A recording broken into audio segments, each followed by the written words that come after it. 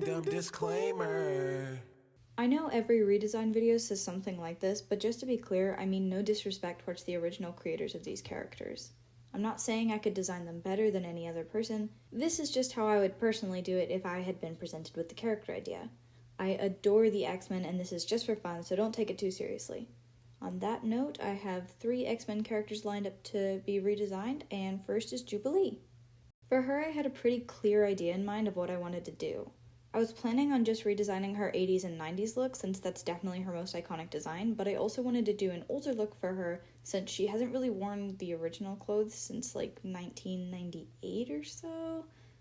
For her original design, she doesn't have a confirmed age, but I always kind of interpreted her to be around 14, maybe 15 years old. I gave her 2 bigger teeth in the front and a tooth gap because as far as character design tropes go, that tends to give a more youthful or playful appearance, and I think it's super cute. I have pretty mixed feelings about her original color palette. So I wanted to give her a main color, and I mostly ditched the blue. I tried to lean heavily into the fireworks idea, which is technically pyrotechnic projection. So I gave her fingerless gloves to shield her hands from being burnt. If I remember correctly, Jubilee originally stole that long yellow trench coat from Dazzler, but I hate that because you cannot convince me that Dazzler would ever own something like that. So I gave her a funky coat, kind of like a varsity jacket. Maybe she stole it from the mall she was living in before meeting the X-Men and kind of DIY'd it up after meeting them.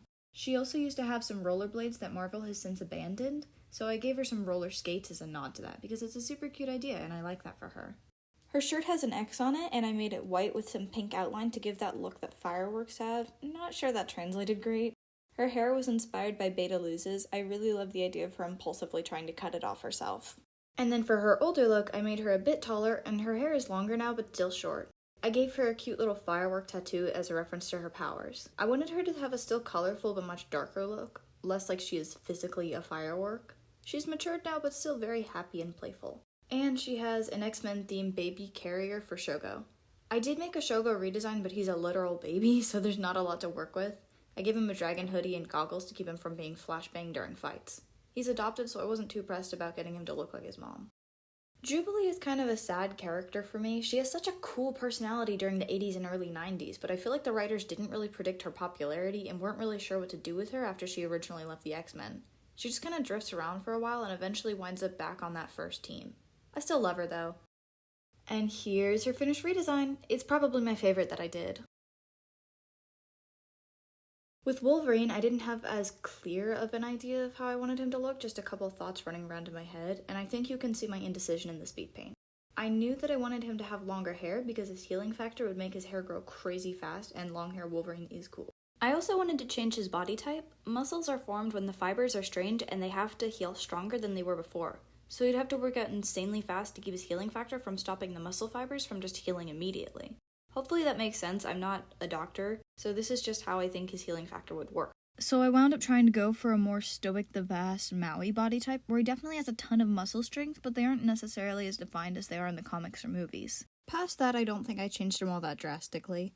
His main color is still orangish yellow, but it's much darker now for more practical purposes. Not that there's anything practical about a grown man that calls himself Wolverine and has a metal lace skeleton, but for the sake of the redesign, let me have this. I gave him a hoodie for the Canadian winters and added some fur to reference that beast-like, animalistic part of his character that the writers like to lean into sometimes. Logan does canonically have blue eyes, but he's been drawn with just about every eye color, and I couldn't decide whether I preferred blue or brown, so he has heterochromia now. Lastly, I gave him little fangs. This isn't a mutant thing, some people just have naturally sharper teeth, and for aesthetic purposes, it works really nicely for him. And that's it for Wolverine. I think I changed him the least, but I'm happy with it.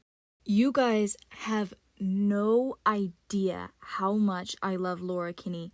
Laura Kinney, my beloved, I adore her. She has by far my favorite of the original designs from these 3. I'm such a fan. That being said, I changed her completely.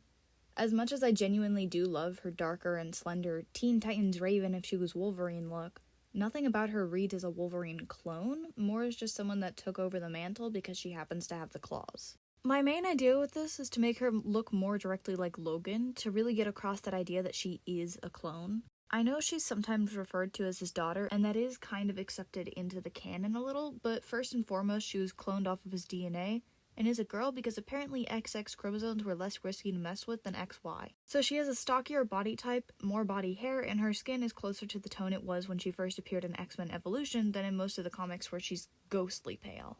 For her suit, I definitely wanted it to resemble Wolverine's, but to still be authentically her own.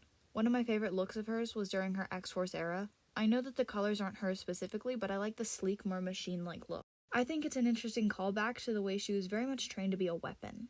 Even though she's developed a lot since that, she's still a trained assassin with a lot of discipline. Since Laura is a relatively recent character, at least by Marvel standards, she's kind of been able to be more fleshed out and change more consistently rather than have an iconic brand sort of thing like the original Wolverine. That does make redesigning her a little harder, but I'd imagine this look is sometime around her X-23 2010 to 2012 run. But I might just be biased because that's one of my all-time favorite comic runs.